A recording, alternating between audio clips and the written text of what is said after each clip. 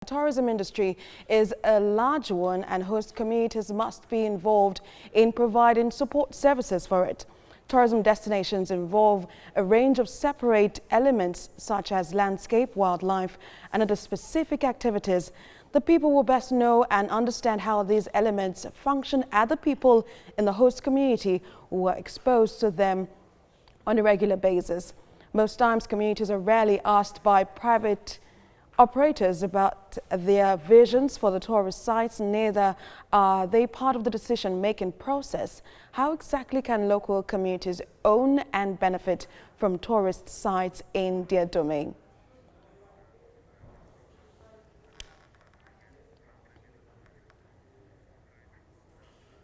All right, so Mike, of course, I've been to Olumiri Falls and some other tourist sites. It's sad that the communities are not even benefiting from the revenue being generated from this tourist center. Yeah, the point there is when it comes to benefiting, a lot has to go in before you talk about benefiting. You know, lots of tourist sites in Nigeria are still in their very crude form, where they have not been transformed into something that can attract even more. And then number two is the packaging. They've not been very packaged well in such a way that they can be sold as a product. We're still admiring nature in a very crude form, where we're not selling what we have as tourist sites and tourist destinations. That's what is, you know, having a great impact on the way that tourism is in Nigeria, I must say. Well, let's bring in someone that will help us better understand why these communities seem not to be benefiting so much from this lucrative, sector. He's the CEO, Skyview Communications, Femi Lawson. He joins us for this discussion via Skype. It's good to have you join us on TVC Breakfast. First of all, the question I'd like to ask you before we go to how beneficial tourism is to these communities is how lucrative is the tourism sector? Okay, good morning and thank you for having me. Tourism is actually a very expensive business for countries that are very active in tourism marketing and promotion, and they are enjoying very good income in terms of tourism. And in terms of export, I think tourism is about the third largest export business you can think of. Also, tourism income is also becoming very high because tourism is the movement of people from one place to the other. And you can agree with me that the level of movement of people around the world now is very high. So tourism income is also very is on the increase at every time. One of the major issues with the pandemic lockdown activity around the world is that you have restricted people from moving around, and it's beginning to affect income. So you cannot really separate tourism from economy of any country. Very interesting points there. But of course, we'd like to discuss this further. Some persons will say that, is it a smart investment to actually, is it smart to actually invest in tourism at this time, considering that there are other sectors that could be bringing in more money for communities? But the communities are more worried that even though they house these wonderful sites, they're yet to actually get any benefits from the government whatsoever. Yes, it's actually very important that we start promoting tourism in Nigeria at the moment because it's a very big opportunity we have in our hands now. Looking at the pandemic that is going on around the world now, because travel is a bit restricted, is a bit slow at the moment, and it's going to be like that for a while because even if the international airport is open, and there's still a bit of travel policies that we have to deal with here and there around the world. So it's no better time to promote the local tourism community in Nigeria. It's interesting to know that Nigeria has some of the best assets, tourism assets that you can think of around the world. And all of these are still very virgin. So it's not just about bringing tourists to these facilities or this destination.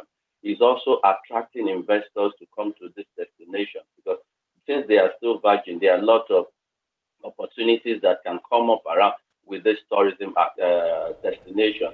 And if investors come, if this tourism destination are developed, it will Yeah. increase employment. So community begin to Well, benefit from very, very interesting points there. We might have to leave it at that because we're pressed for time. Thank you so much, Mr. Femi Lawson, for talking to us on TVC Breakfast. Now, when it comes to tourism, Nigeria has a lot of potential, but we still call it potential, and not up to what we see and hear of in Kenya or in Namibia or in Tanzania as it is. But our tourism, to a great extent, are still in their crude form.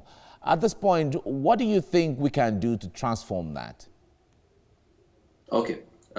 In transforming that, we need more education, more information to go around to stakeholders, to go around tourists, to go around investors, to go to people, to go out. And how do you achieve that? You achieve that through media, you achieve that through MICE, that is meeting, conferences, and all of that. And that is one of the reasons we are even organizing a TIDA conference, Tourism Innovation and Development Advantage, that is coming up tomorrow on Zoom. So because what is lacking is actually information about the destinations in Nigeria. Nigeria is actually one of the most blessed nations around the world. Globally, I stand bold to say that in terms of tourism assets. But we are still where we are now because even the communities that own most of these destinations, are they really aware of the assets that they have? Do they know the value or the worth that these destinations can bring to their community in terms of development, in terms of youth engagement, in terms of economic change? So for us to inform and get people to know about this, we need to invest more in educating the public, not just Nigerians, but also foreigners, foreign investors. We need to educate them. We need to tell them more about all of this destination, introduce it to them. And the best way to do that is information, education, and training, which is why TIDA conference is coming up. And you can join us tomorrow. I can assure you, you hear a lot about Nigerian tourism. All right. Now, it's quite interesting to know. But when it comes to tourism, a lot Nigerians are saying that government is not investing so much. Man, there's so much to gain from tourism because it runs itself one way or the other. If that preliminary investment that has to be put in, what would it take to start that so that it can start running by itself? Because private sector takes it over after it is running. Yeah.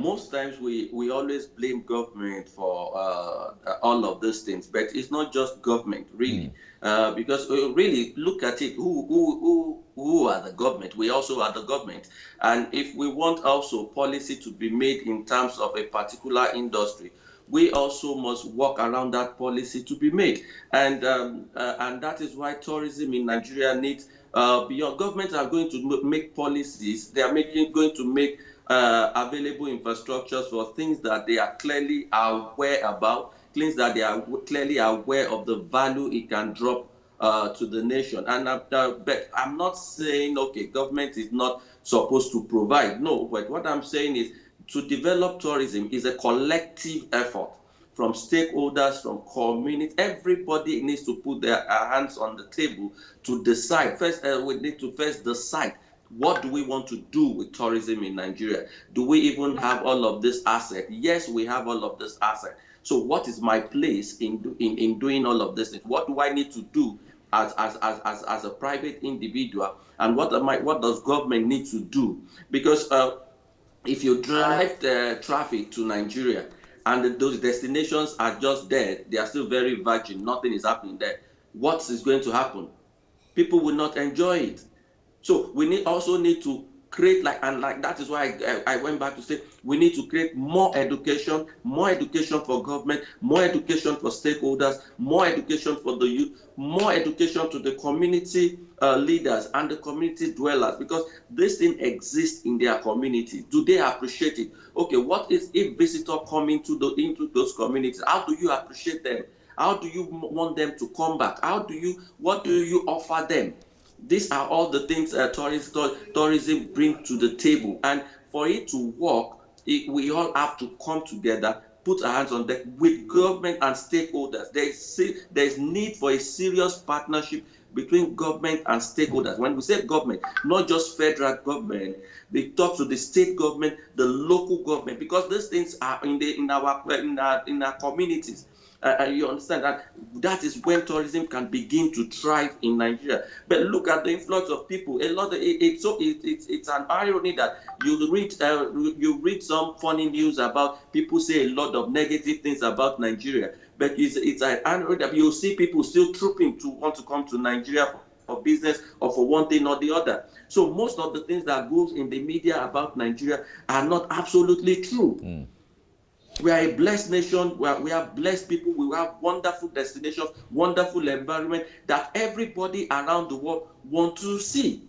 But how do we make them know who we are, what we have, without talking to them, without planning how to sell these activities to them? Okay, so that brings us to the issue of branding, packaging, and marketing, and this has to be done deliberately in such a way, just like we have the Calabar Carnival, for instance, that is sold as a product, and we see the whole world coming to converge in Nigeria one way or the other, and Nigeria is benefiting from it. But do you think we have what it takes to drive in that regard when it comes to deliberate branding, deliberate packaging, and marketing? I can tell you for sure that we have some of the best creative brains in terms of marketing and communication in Nigeria. So we have more than it takes in terms of individual, in terms of strategy to drive the brand Nigeria to the mind and heart of anybody anywhere in the world. We have wonderful guys. All we need is how do we fuse the guys that are in brand and marketing into tourism? How do we make them see that there are opportunities in tourism and there is need for them to operate and develop strategies for tourism? All right, I'm afraid we have to leave you here now. Thank you so much, Femi Lawson, for your time on the program. We really appreciate you and we wish you well in what you are doing. Thank you. Thank you very much for having me. Right.